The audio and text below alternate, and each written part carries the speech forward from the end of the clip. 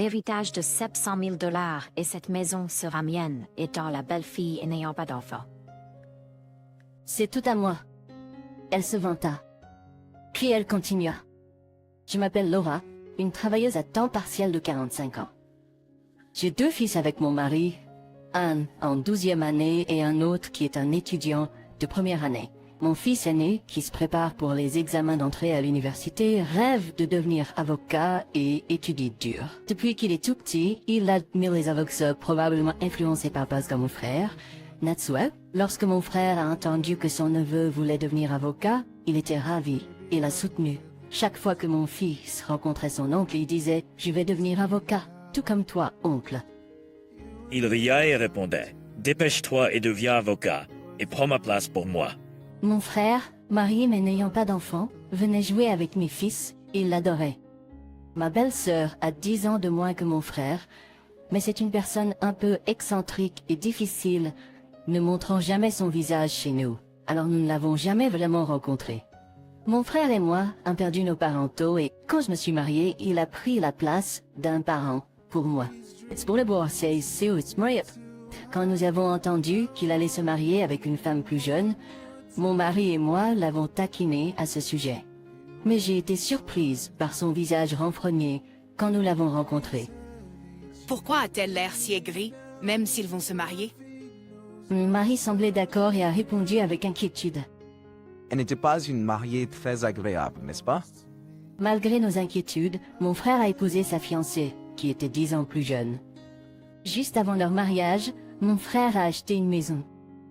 Nous sommes allés avec nos jeunes enfants pour célébrer. La maison, digne d'un avocat avec sa propre étude, était impressionnante. Mais nous avons remarqué l'absence de ma nouvelle belle-sœur, ce qui a incité mon mari à plaisanter avec mon frère. « Ta femme est-elle déjà partie ?» C'était juste une plaisanterie, mais voyant le visage sévère de mon frère, mon mari et moi nous sommes inquiétés. Selon mon frère, sa femme allait souvent dans la maison de ses parents quand quelque chose se présentait. Donc, elle y restait pour célébrer. Alors que mon mari regardait vers le bas, se sentant mal à propos de ce qu'il avait dit, mon frère nous a parlé sérieusement.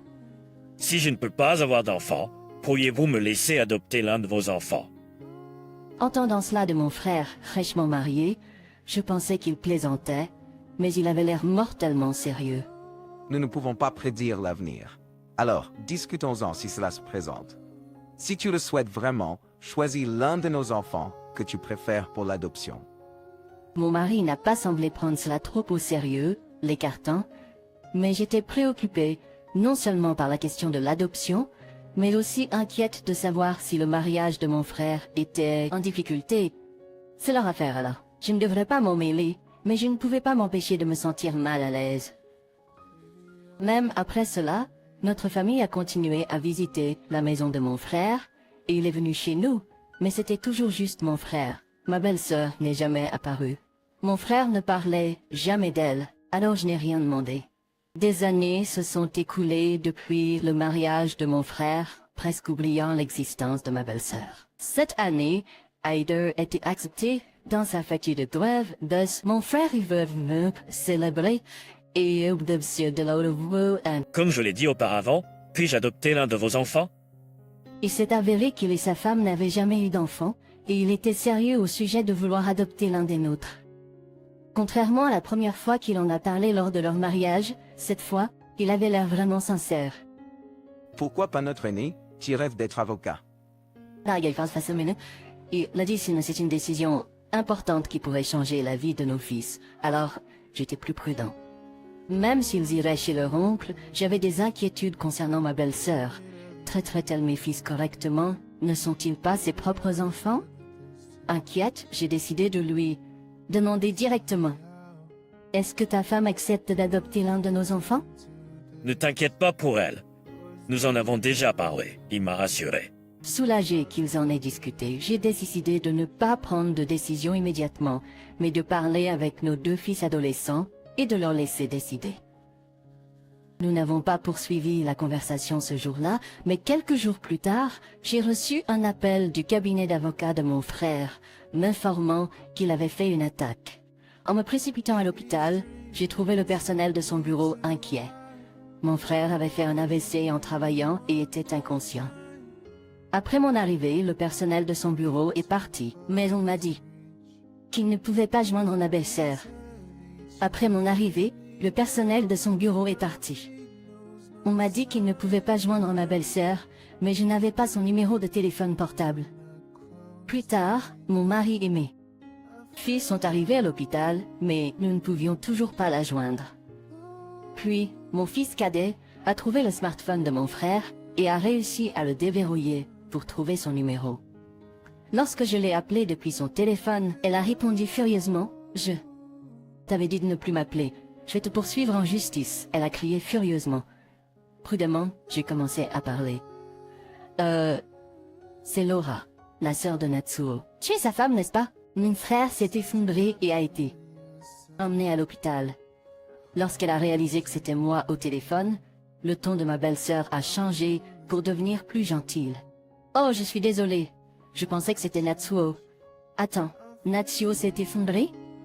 Après que je lui ai expliqué les conditions de mon frère et dans quel hôpital il se trouvait, elle a répondu presque joyeusement « J'ai quelque chose à faire en ce moment et ne peux pas venir à l'hôpital, mais fais-moi savoir si quelque chose arrive. » Après quoi elle a raccroché.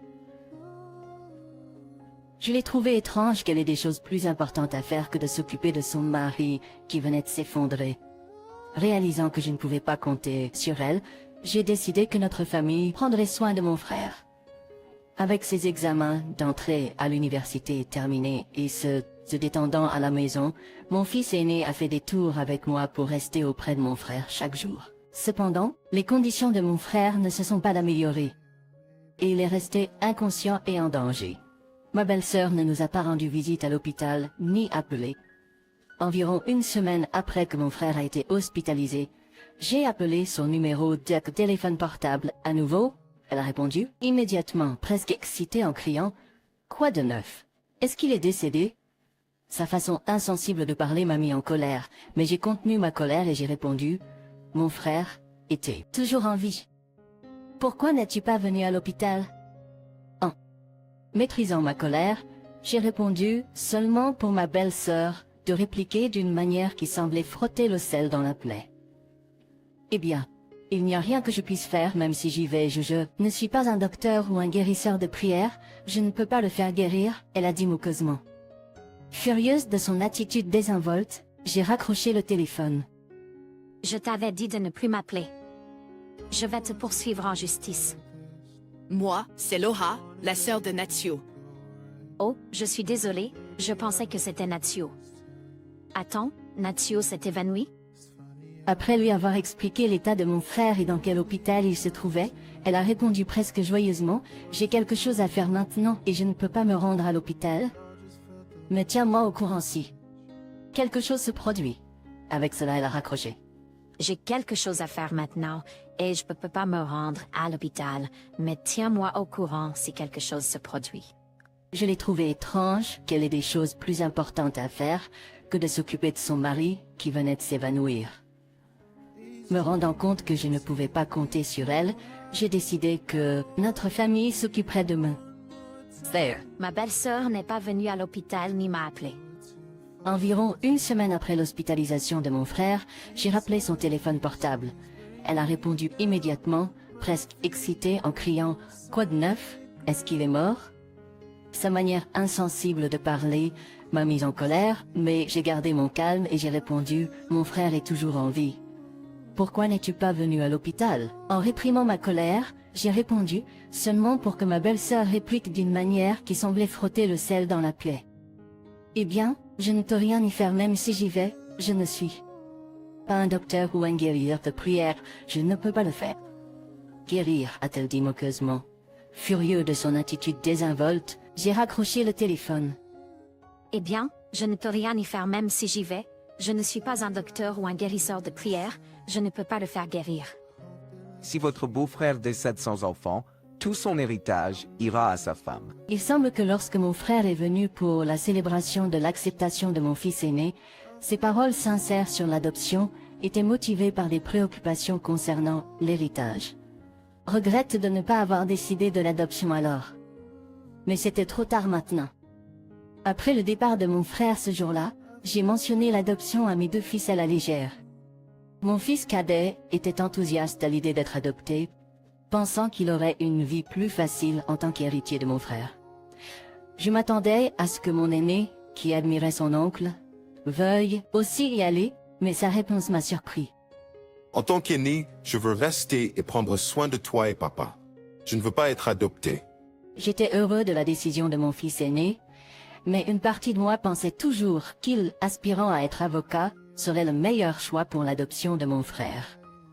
C'était frustrant que nous ne puissions pas avec le processus d'adoption en mon non-frère inconscient. Je ne voulais pas l'héritage de mon frère, mais l'idée que tout cela puisse aller à ma belle-sœur qui semblait juste attendre qu'il s'éteigne était insupportable. Tout ce que je pouvais faire, ça, était espérer la guérison de mon frère, mais malheureusement, son état ne s'est jamais amélioré. Mon frère vient de décéder. Pouvons-nous nous occuper des arrangements funéraires? Je vous laisse tout.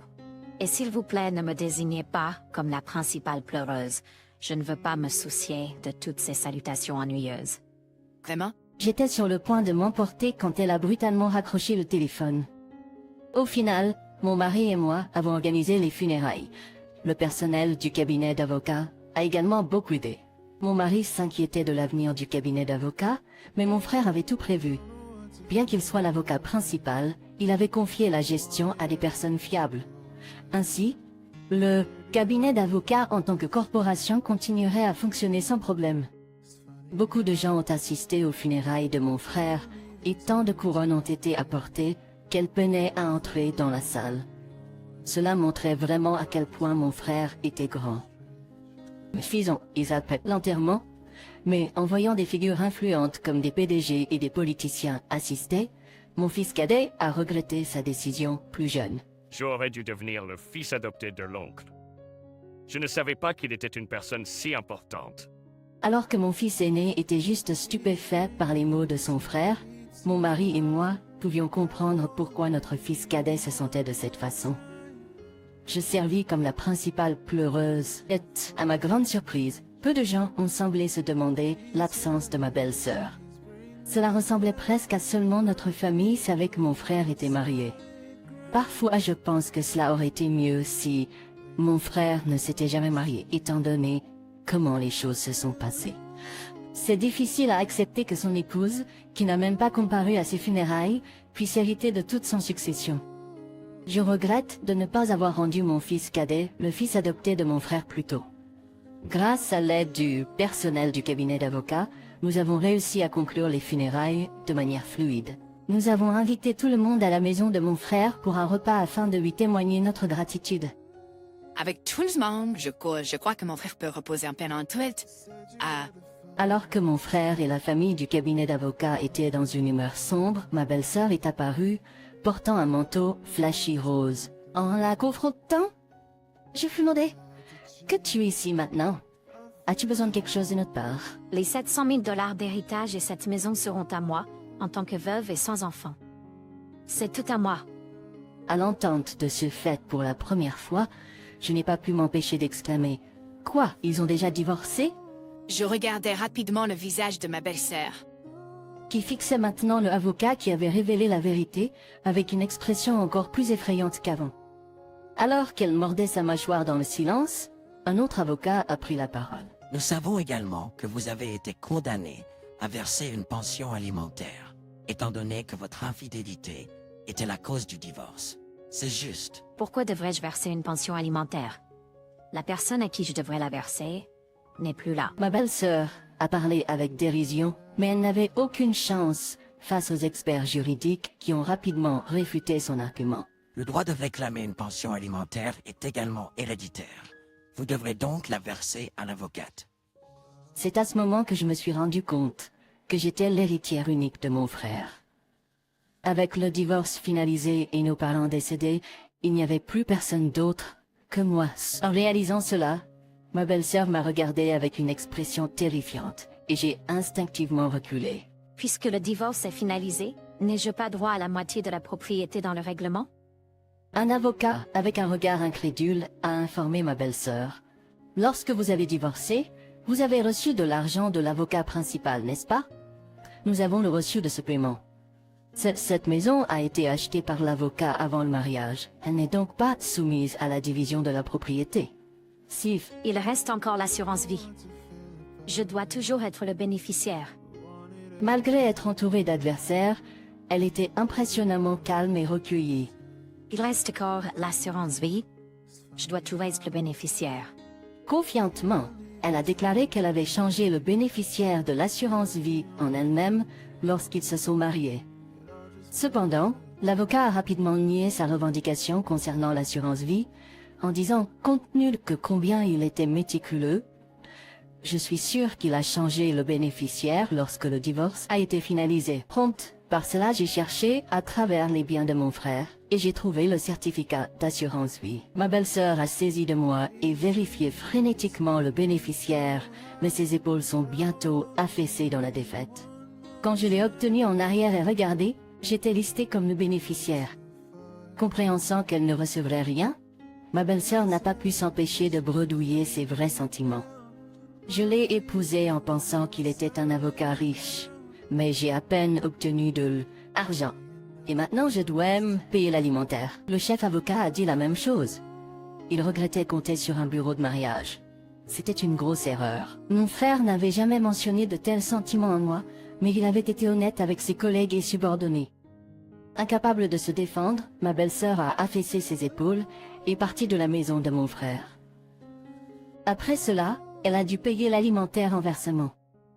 Ne pas ayant travaillé avant, elle a commencé à chercher un emploi à la hâte. Désespérée d'argent facile, elle s'est inscrite à un bureau de mariage à nouveau, cherchant un homme riche. Elle a réussi à tromper un homme en disant qu'elle avait besoin d'argent pour les dépenses de mariage. Mais il s'est bientôt rendu compte de la vérité et l'a signalé à la police. J'ai appris de son arrestation quand je suis allée à l'avocat pour demander les paiements d'alimentaire qu'elle me devait. Pour être honnête, je ne suis pas intéressée par l'alimentaire. Je suis plus satisfaite de savoir que ma belle-sœur ennuyeuse a rencontré une mésaventure. Je crois que mon frère aurait voulu la même chose, alors j'espère que la police enquête complètement sur elle pour tout délit possible et qu'elle est appropriément accusée en cours. Inopinément héritant de l'état de mon frère, ma famille et moi avons déménagé dans la maison qu'il a laissée derrière. Nous avions été vivants dans un appartement loué, de sorte que le déménagement à Ping, une maison, était une occasion joyeuse pour mon mari et mes fils. Tout en reprenant tous les rôles de mon frère d'une certaine manière, mon fils a été le plus dévoué à ses études, visant à devenir un avocat. Voir les collègues et les subordonnés de mon frère semblait m'inspirer encore plus à poursuivre une carrière en droit. Bien qu'il ne puisse pas devenir le fils adoptif, j'espère qu'il continue la légende de mon frère et devient un avocat respecté comme lui. Ah, seul mon plus jeune fils est contrarié d'avoir hérité de tout, se plaignant, je devrais avoir été le fils adoptif de l'oncle, puis j'aurais pu hériter de tout. C'était charmant de voir mon plus jeune fils parler avec légèreté de cela.